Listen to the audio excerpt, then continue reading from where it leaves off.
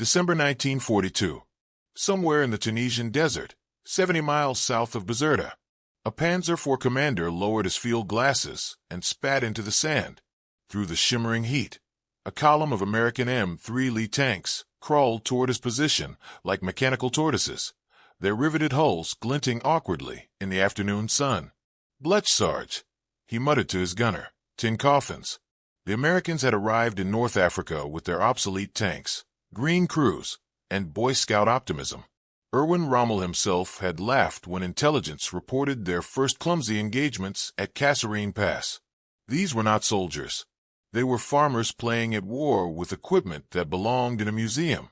The Desert Fox had spent 2 years humiliating the British. Now he would teach the Americans that war was an art they had yet to learn. Before we dive in, make sure you're subscribed. Every week we uncover the stories the world forgot. What Rommel didn't know was that he had just witnessed the last moment of German confidence in North Africa. The machine grinding toward him across the sand was not the real American threat. It was merely the opening act of an industrial and tactical revolution that would bury the Africa corpse beneath the storm of steel, rubber, and high-octane fury that no desert general, no matter how brilliant, could ever hope to survive. The realization came in pieces. First, through the dust and diesel smoke of American supply convoys that never seemed to end. Then through the steady improvement of American infantry tactics, the sudden appearance of better tanks, the thickening swarms of aircraft overhead. But the moment Rommel truly understood what he faced arrived not on the ground, but in the sky, and it arrived with the scream of Allison V. 1710 engines and the thunder of 50-caliber machine guns that could shred a Messerschmitt at 600 yards. The North American P-51 Mustang had not yet arrived in theater when Rommel first dismissed the Americans. Instead, the skies over Tunisia in late 1942 belonged to the Curtiss P-40 Warhawk and the Lockheed P-38 Lightning. Neither aircraft was perfect. The P-40 was heavy in a climb and slow above 15,000 feet. The P-38, with its twin-boom design and tricycle landing gear, looked like something sketched by a committee. German pilots called it der Gabelschwanz-Teufel, the fork-tailed devil, but they said it with smirks, not fear. Early models suffered from engine troubles in cold air, compressibility issues in high-speed dives, and a tendency to snap roll if flown carelessly. Luftwaffe aces returning from sweeps over Allied airfields reported easy kills. The Americans, they said, flew in tight formations like bombers, predictable and slow to react. But the Americans were learning, and they were learning fast. The P-40 Warhawk was a brutal instructor. Powered by a 1,200 horsepower Allison engine, it could hit 360 miles per hour in level flight and carried 6 Browning M250 caliber machine guns, 3 in each wing, converging at 300 yards. Each gun cycled at 850 rounds per minute. When a P-40 pilot squeezed his trigger, he unleashed 5,000 rounds per minute into a cone of destruction roughly 10 feet wide. The sound alone was apocalyptic, a chainsaw roar that shredded metal, punctured fuel tanks, and turned cockpits into abattoirs. The aircraft could not outturn a Bf-109 or outclimb a Focke-Wulf 190, but it could dive like a brick wrapped in armor plate, and it could absorb punishment that would kill a lighter fighter. American pilots began to understand that survival in the desert sky was not about dancing. It was about geometry, energy, and violence. The doctrine that emerged was called boom and zoom. Climb high, dive fast, fire in a single slashing pass. Never turn. Never engage in a prolonged dogfight where the enemy's agility could bleed your speed. One American flight instructor at a forward airstrip near Aix-les-Bains put it simply: "You're not a ballerina. You're a bullet. Act like it." The tactic required discipline. It required patience. And it required accepting that some days you would return to base without a kill, but alive, while the enemy circled uselessly below, burning fuel and cursing your name. The learning curve was written in blood. In January 1943, a Green P-40 squadron out of Philippe engaged a German fighter sweep and lost 4 aircraft in 6 minutes.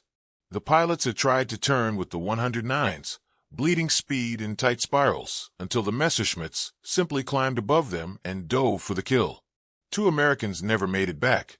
The other 2 landed with their aircraft so shot up that mechanics counted over 100 holes in the wings and fuselage. One Warhawk had taken a 20mm cannon round through the engine cowling that missed the pilot's head by 18 inches. The shell had punched through the firewall, severed a fuel line, and exited through the belly without detonating. The pilot, a farm kid from Iowa named Lieutenant Frank Healy, sat on the wing after landing and vomited into the sand. When his squadron commander found him an hour later, Healy was still shaking. "They're faster," he whispered. "They're better." "Then stop fighting their fight," the commander said. "Fight ours." 2 weeks later, Healy got his chance. His flight was patrolling at 18,000 feet over the Kasserine Valley when 6 Bf-109s appeared below them, strafing an American convoy. Healy's wingman called the bounce. Healy shoved the stick forward and dove. The Allison engine screamed. The airspeed indicator climbed past 400 miles per hour. The aircraft shuddered. The German fighters grew larger in his gun sight, oblivious, focused on the trucks below. Healy opened fire at 400 yards. The convergence point of his 6 machine guns created a buzzsaw of lead 50 feet ahead of the lead Messerschmitt. The 109 flew directly into it. The canopy exploded. The right wing folded. The aircraft tumbled into the desert and erupted in a fireball that sent black smoke boiling into the sky. Healy pulled out of the dive so hard that his vision grayed at the edges. When he leveled off, the remaining Germans were scattering. He climbed back to altitude. His hands were steady.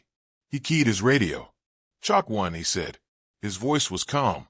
The kill was confirmed by ground observers and by gun camera footage that showed the Messerschmitt disintegrating under the hail of 50 caliber fire. That footage was shown at every briefing for the next month. It became a teaching tool. It became proof. The Americans were no longer victims. They were predators learning to hunt. But the P-40 was merely the opening act. The real hammer arrived in March 1943, when the first P-38 Lightnings, equipped with improved engines and better superchargers, began operating over Tunisia. The Lightning was a bizarre machine, twin Allison V-1710 engines mounted on booms, flanking a central nacelle that housed the pilot, and all 4 50 caliber machine guns, plus a single 20mm Hispano cannon. The guns were clustered in the nose, firing in parallel with no convergence issues. When a Lightning pilot fired, every round traveled on the same line. There was no need to adjust for wing-mounted guns. The effect was surgical and devastating. The P-38 could climb to 25,000 feet, cruise at 300 miles per hour, and still accelerate in a dive to over 440. Its range, with drop tanks, exceeded 1,400 miles. It could escort bombers deep into enemy territory and still have fuel to dogfight on the way home. The twin-engine design meant redundancy. Lose one engine, and you could still fly home. Lose one engine in a single-engine fighter, and you were a glider looking for a place to crash. German pilots began to fear the twin booms. They stopped smirking. Interrogation reports from captured Luftwaffe airmen in early 1943 reveal a shift in tone. One Oberleutnant, shot down near Gabes, told his captors, "Your P-38 is not faster than our 109, but you have so many. And your pilots," he paused, "they do not quit. They keep coming." The moment Rommel began to truly understand the scale of the American threat came not in a single dramatic engagement, but in the grinding arithmetic of attrition. Every week, more American aircraft appeared. Every week, German losses climbed. And every week, the Luftwaffe's ability to replace those losses shrank. By April 1943, the skies over Tunisia were no longer contested. They were American. German pilots flew in the early morning or at dusk, trying to avoid the overlapping patrols of P-38s and P-40s that prowled the daylight hours like wolves. Rommel supply convoys, already strangled by Allied naval control of the Mediterranean, were now hunted from the air with relentless efficiency. Every truck, every fuel tanker, every column of reinforcements was a target. On the ground, American tanks were improving. The M4 Sherman began arriving in March, replacing the awkward Lee. The Sherman was not perfect, Its 75mm gun struggled against the frontal armor of German panzers, and its gasoline engine had a nasty habit of catching fire when penetrated. American crews grimly called it the Ronson, after the cigarette lighter. Lights first time, every time. But the Sherman had advantages. It was reliable. It was fast. And most importantly, there were thousands of them. For every Sherman knocked out, 2 more appeared the next day. For every tank crew killed, another crew, trained in the vast armored schools sprouting across the American Midwest, shipped overseas to take their place. Rommel's intelligence staff presented him with numbers in late March that he initially refused to believe. American production of medium tanks had reached 2,000 per month. 2,000. In a single month. The entire German tank production for 1943 would barely exceed 10,000 vehicles. And the Americans were just getting started. Rommel sat in his command tent outside Sfax and stared at the report. He had spent the last 2 years reading his enemies: British caution, Italian incompetence, French collapse. But this was different. This was not about courage or tactics. This was mathematics. And mathematics, in the end, could not be outmaneuvered. The Americans were also learning to integrate their air and ground forces in ways the Germans had pioneered but could no longer sustain. Forward air controllers, equipped with radios, accompanied armored columns and called in P-38 and P-40 strikes on targets of opportunity. A German column moving to counterattack an American position might find itself bracketed by bombs and 50 caliber fire within minutes of being spotted. There was no respite, no safe hour. The Americans fought around the clock, their supply lines stretching back across the Atlantic in an unbroken chain of Liberty ships, tankers, and escorts that delivered fuel, ammunition, food, and replacement parts faster than the Africa Corps could destroy them. In mid-April, a German supply column attempting to reach Tunis from the south was caught in the open by a flight of 4 P-38s. The lightnings came in low, the nose guns hammering. The 20mm cannon rounds punched through truck cabs and fuel tanks. 50 caliber incendiaries ignited gasoline and oil. The column became a chain of fireballs stretching for 2 miles. A surviving German officer later wrote in his diary, "We heard them before we saw them. The sound of the engines, 2 engines on each aircraft, a kind of snarling hum, made the men look up. And then the guns. We had no chance. They made 3 passes. When they left, nothing moved. I do not know how many died. I stopped counting." The Lightnings gained a reputation for psychological terror as much as lethality. Their distinctive twin-boom silhouette became associated with sudden, inescapable violence. Luftwaffe pilots began avoiding areas where P-38s were reported. Ground units learned to disperse at the first sound of Allison engines. But dispersal only delayed the inevitable. The Americans had numbers. They had fuel. They had time. And they were getting better every single day. By late April, Rommel had been recalled to Germany. His health was failing, and Hitler no longer trusted his pessimistic assessments.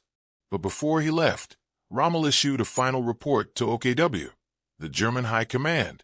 In it, he described the American war machine with the cold clarity of a man who had spent months watching his army disintegrate. "The Americans," he wrote, "do not fight with the elegance of the British or the ferocity of the Russians. They fight with factories. They bury you in steel and fuel and men who are trained well enough, equipped well enough, and numerous enough that individual skill becomes irrelevant. We cannot win a war of attrition against an enemy who can replace losses faster than we can inflict them." The report was filed and ignored.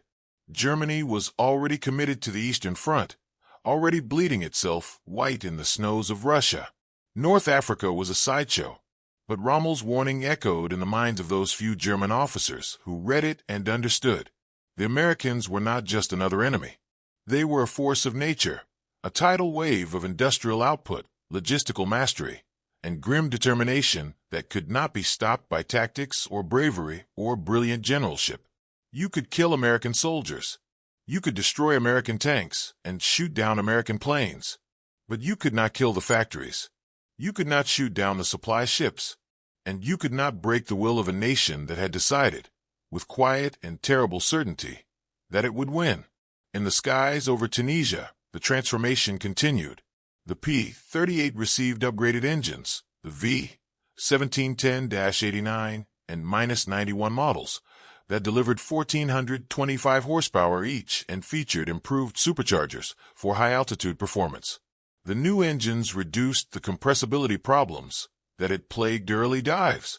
Pilots could now push the Lightning past 450 miles per hour in a dive without losing control. The aircraft also received improved cockpit heating, solving the frostbite issues that had tormented pilots at altitude. These were not glamorous upgrades, but they saved lives, and they made the Lightning a more lethal weapon. The Germans responded with their own innovations. The Focke-Wulf 190 began appearing in greater numbers, a brutal, radial engine fighter that could outroll and outdive almost anything the Allies flew.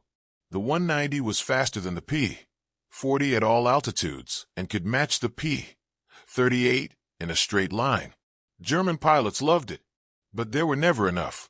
For every Focke-Wulf that arrived in Tunisia, a dozen P-38s and P-40s prowled the skies. The math was inescapable, and the math was killing them.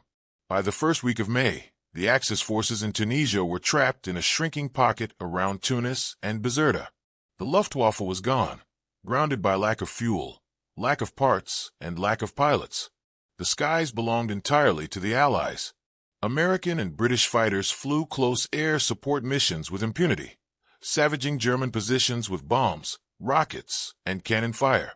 On May 7th, the final German counterattack collapsed under a storm of artillery and airstrikes. On May 13th, the last Axis forces in North Africa surrendered. 250,000 German and Italian soldiers marched into captivity. Rommel's nightmare had come true. The Americans had not just won, they had annihilated. The lessons of North Africa spread through the Wehrmacht like a contagion. Officers who had survived Tunisia returned to Europe hollow-eyed and bitter, carrying stories that contradicted every assumption the Reich had made about American capability. In officers' clubs from Berlin to Paris, they spoke in low voices about the sheer weight of metal the Americans could bring to bear, not just in a single battle, but day after day, week after week, until the ground itself seemed to groan under the tonnage of bombs and shells and bullets. A Luftwaffe major who had flown over 100 sorties in North Africa was overheard in a Munich beer hall in June 1943, his voice slurred with exhaustion and schnapps. They do not have better pilots. They do not have better planes. But they have so many that it doesn't matter. You shoot down 3, and 6 more take their place. You destroy a tank column, and the next day there are twice as many. It's like fighting the ocean. What the Americans had demonstrated in Tunisia was not tactical brilliance. It was something far more terrifying: the systematic application of industrial power to the problem of war. Every element of the American military machine was designed for mass production, rapid training, and logistical sustainability. The P-40 Warhawk, for all its limitations, could be built in quantities that staggered the imagination. Curtiss-Wright's factories in Buffalo churned out nearly 14,000 Warhawks between 1939 and 1944. Lockheed produced more than 10,000 P-38 Lightnings. Each aircraft represented not just metal and engines, but supply chain that stretched across an entire continent. Aluminum from Alcoa plants in Pennsylvania, engines from Allison in Indiana, instruments from a dozen subcontractors, all coordinated by a logistics network that German planners studied with a mixture of envy and dread. But production meant nothing without pilots. And here, too, the Americans revealed a capacity that left their enemies reeling. The United States Army Air Forces established a training pipeline that graduated 50,000 pilots in 1943 alone. 50,000. Each pilot received an average of 200 flying hours before assignment to a combat unit, double what the Luftwaffe provided its replacement pilots by mid-war, and 4 times what Japan could afford by 1944. American pilot training included gunnery practice with live ammunition, formation flying, instrument navigation, and combat tactics refined from after-action reports that arrived from every theater. The training was not gentle. Accidents killed hundreds of cadets. But those who graduated were competent, confident, and, most importantly, replaceable. The P-38 Lightning became the instrument through which this pilot pipeline transformed into operational dominance. By mid-1943, P-38 squadrons were operating across the Mediterranean, escorting B-17 and B-24 bombers on raids against targets in Italy, Sicily, and southern France. The Lightning's range allowed it to accompany bombers all the way to the target and back, something no single-engine fighter could match at the time. German interceptors, accustomed to harassing unescorted bomber formations, suddenly found themselves facing aggressive fighter screens that would not be shaken off. The hunters had become the hunted. One engagement in July 1943 over the Gulf of Salerno illustrated the shift. A formation of 30 B-24 Liberators, escorted by 16 P-38s, was intercepted by 24 Bf-109s and Fw-190s. The German fighters attacked in pairs, hoping to scatter the escort and slash into the bombers. Instead, the Lightning pilots split into four-plane flights and met the Germans head-on. The nose-mounted guns of the P-38s allowed deflection shots that single-wing fighters struggled to achieve. In the swirling dogfight that followed, the Americans shot down 7 German fighters without losing a single Lightning. The bombers continued to their target, dropped their payloads, and returned home.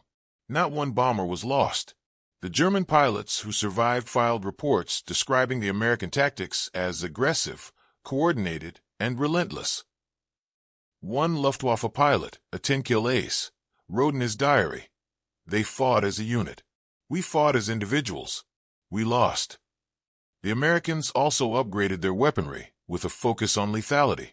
The 50 caliber M2 Browning machine gun, already devastating, received improved armor-piercing incendiary rounds that could penetrate aircraft armor, ignite fuel tanks, and destroy engines with surgical precision. Each round weighed just under 2 ounces and left the barrel at 2,900 feet per second. When 6 of these guns fired simultaneously, the kinetic energy delivered to a target in a 2-second burst was equivalent to a small bomb. Pilots described the effect as sawing. The tracers visible in a bright line, the target simply coming apart under the sustained fire. German aircraft, built lighter to maximize speed and climb, were particularly vulnerable. A 2-second burst into the wing root of a Bf-109 could sever control cables, rupture fuel lines, and cause catastrophic structural failure. The P-38 also carried a single 20mm Hispano-Suiza cannon mounted in the nose between the 4 machine guns. The cannon fired high-explosive rounds at 650 rounds per minute. Each shell contained enough explosive to blow a hole the size of a dinner plate in an aircraft's fuselage. In practice, pilots used the 50 calibers to walk fire onto a target, then finished with a burst from the cannon. The effect was annihilating. Gun camera footage from P-38 kills shows German fighters literally disintegrating, wings shearing off, fuselages splitting, canopies shattering into glittering clouds of debris. The cannon's deeper, heavier thud was audible over the roar of the machine guns, a sound that American pilots came to associate with confirmed kills. But the Lightning's greatest evolution came in its range and versatility. Engineers added provisions for external drop tanks, teardrop-shaped fuel containers slung under each wing, that extended the aircraft's combat radius to over 750 miles. With drop tanks, a P-38 could escort bombers from England to targets deep in Germany and still have fuel to dogfight over the target. This capability transformed the strategic bombing campaign. Before long-range escorts, American bombers suffered catastrophic losses. On some missions, 10% or more of the attacking force was shot down. After the arrival of long-range P-38s and, later, P-51 Mustangs, loss rates plummeted. The bombers got through. The factories burned. And the Luftwaffe bled. The versatility of the P-38 allowed it to assume roles beyond pure fighter work. In the Mediterranean and later in the Pacific, Lightnings were fitted with bombs and rockets for ground attack missions. A single P-38 could carry 2,000 pounds of ordnance under its wings and still retain its machine guns and cannon for strafing. Pilots discovered that the aircraft's stability made it an excellent dive bomber. They would approach a target at altitude, roll into a steep dive, release bombs at 3,000 feet, then pull out and strafe with guns blazing. The German and Italian armies came to dread the sight of twin boom silhouettes circling overhead. Supply depots, rail yards, bridges, convoys, all were targets. All were destroyed. The sound of a P-38 became a harbinger of destruction. The twin Allison engines produced a distinctive, unsynchronized hum that echoed across valleys and plains.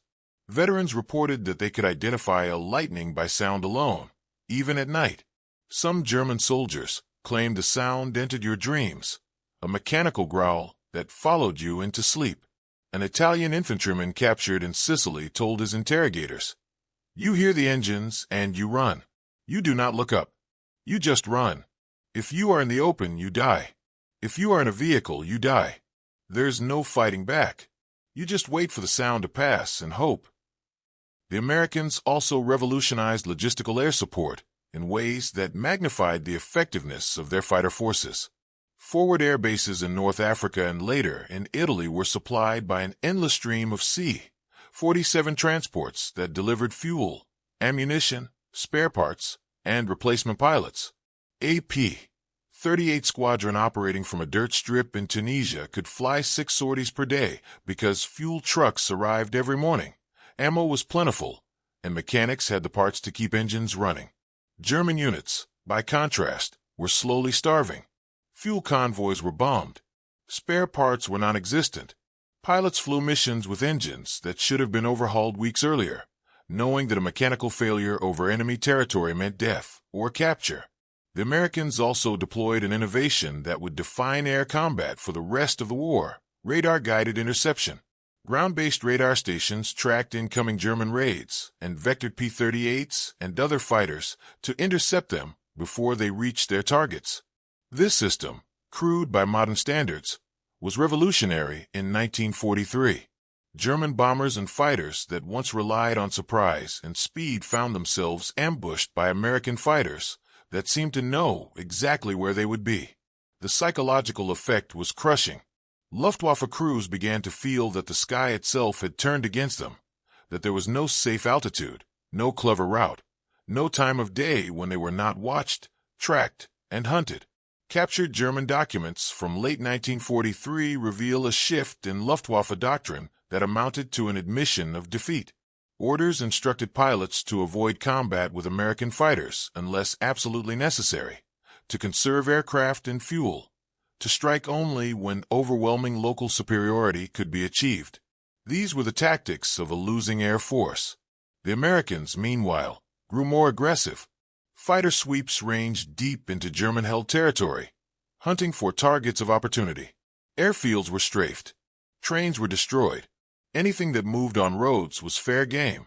The war in the air had become a war of annihilation, and the Americans were winning it through sheer, relentless, industrial-scale violence. One mission in October 1943 encapsulated the new reality. A force of 60 B-17 flying fortresses, escorted by 32 P-38 Lightnings, struck a ball-bearing factory in Schweinfurt, deep in southern Germany. The Luftwaffe threw everything it had at the formation, over 300 fighters from bases across Germany. The resulting air battle lasted nearly 2 hours and ranged across 100 miles of sky. The P-38s fought with calculated fury, engaging the German interceptors before they could reach the bombers. American pilots used altitude advantage and boom and zoom tactics to tear apart German formations. The Lightnings shot down 28 German fighters confirmed, with another dozen probables. 5 P-38s were lost, but their pilots had done their job. The bombers reached the target, dropped their bombs, and most returned home.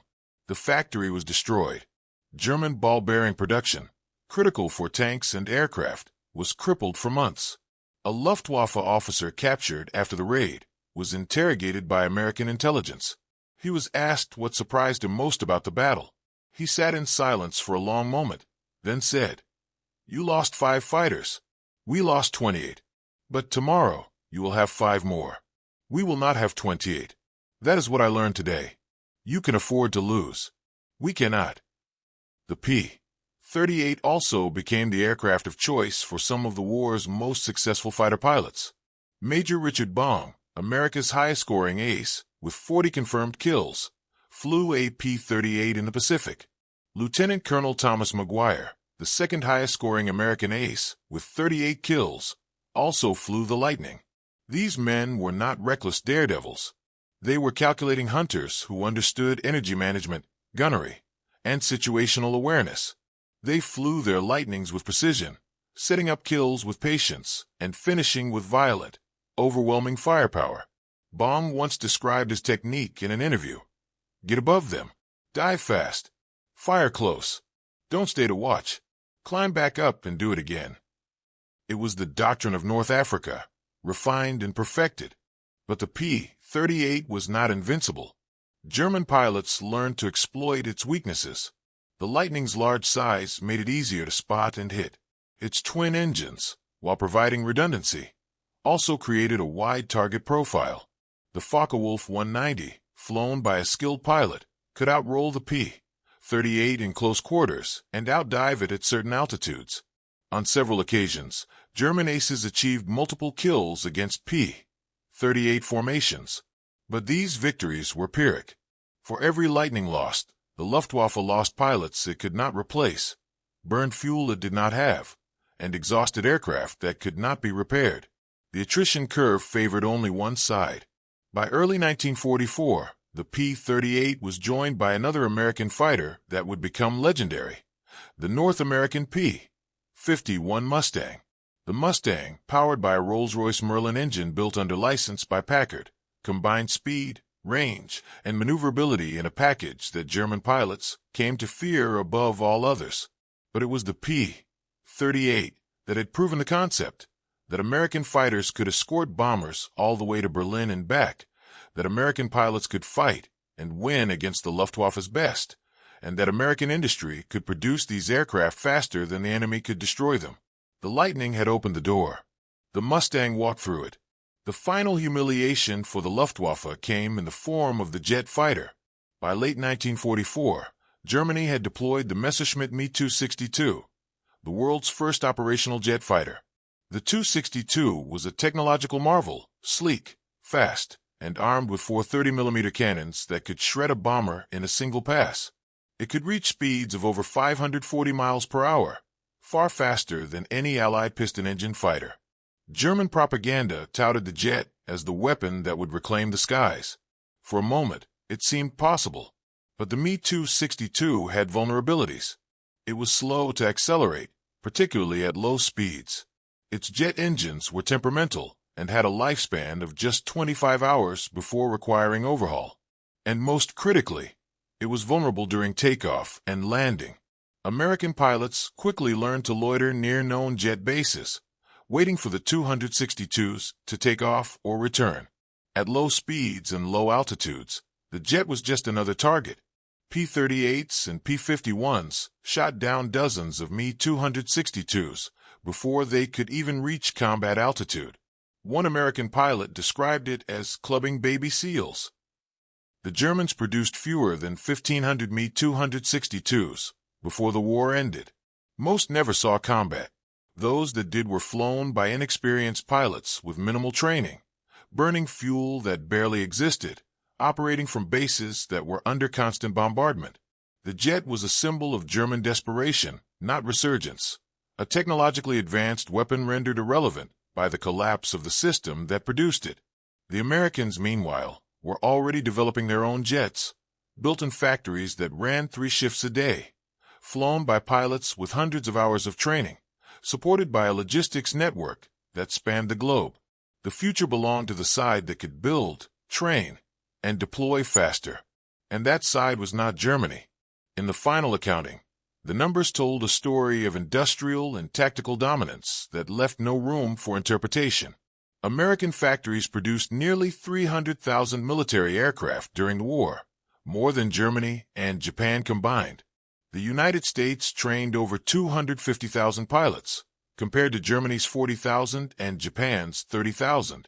American fighters flew millions of sorties across every theater, achieving air superiority so complete that by 1945, Luftwaffe and Japanese aircraft were hunted from the skies like wounded animals.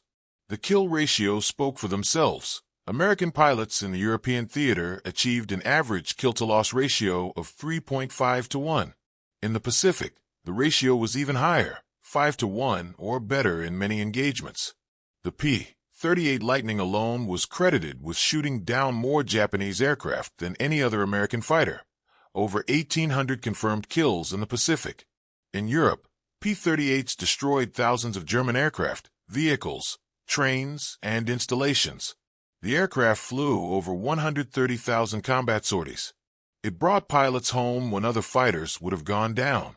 It escorted bombers through flak and fighters to targets that crippled the enemy's ability to wage war. And it did all of this while being derided in its early days as awkward, unreliable, and unproven. The final proof of inevitability came in April 1945, during the closing weeks of the war in Europe. Operation Clarion unleashed every available Allied aircraft, fighters, bombers, reconnaissance planes, against German transportation networks across the entire country. For 2 days, the skies over Germany were black with aircraft. Trains were destroyed. Roads were cratered. Bridges were dropped into rivers. Anything that moved was attacked. The Luftwaffe barely responded. It had no fuel. It had no pilots. It had no will. The war in the air was over. Germany had lost not because its technology was inferior, but because it had been buried under an avalanche of steel, fuel, and trained men that no amount of tactical brilliance or desperate innovation could stop. Today, a P-38 Lightning rests on the polished floor of the National Museum of the United States Air Force in Dayton, Ohio. Its twin booms gleam under soft lights. Its propellers are still. Visitors walk past it, many without pausing, unaware of the terror this machine once inspired. But in the archives, in the brittle pages of captured German documents, the voices of the enemy remain. An anonymous Luftwaffe pilot, interviewed in a POW camp in May 1945, was asked what he would tell young Germans about the war. He stared at the table, silent for a long moment, then spoke quietly. Tell them that the Americans did not win because they were braver or smarter. They won because they had more. More planes, more fuel, more men, more of everything. And in war, more is enough. The sky that Rommel once believed he could contest became an American domain. The thunder of Allison engines, the scream of 50-caliber guns, the relentless tide of aircraft rising from bases across the world. These were the sounds of a nation at war. And when the silence finally came, it was the silence of victory earned not through a single brilliant stroke, but through the patient, grinding application of industrial might and the unyielding will to see it through to the end.